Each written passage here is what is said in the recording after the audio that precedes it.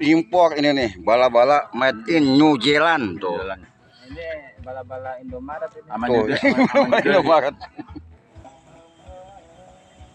Bala-bala tuh pakai dua rangkaian mata kail, nanti dipasangnya di sini tuh, dimasukin ke paralon biar lebih antep. Dia pakai PE katanya teman-teman. Wah, siap, kita jaga jarak dengan umpan bala-bala. Siap.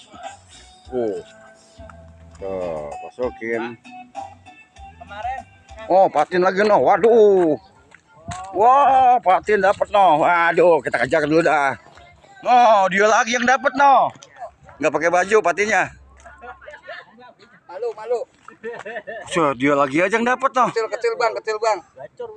Kecil kentut kayak gitu kecil. Awas, udah bener patinnya. Sudah apa belum? Dia lagi aja kemarin yang 6 kilo dia yang dapat. 8 kilo. 8. Wih, saya bilangnya pasti lebih, nggak mungkin 6. Kalau ini mah paling 10 kilo ini. Ya, kalau itu dah. Orang gue sebelah sana. Pesan saya, teman-teman, jangan lupa dimanapun kita mancing selalu jaga kebersihan. Wassalamualaikum warahmatullahi wabarakatuh.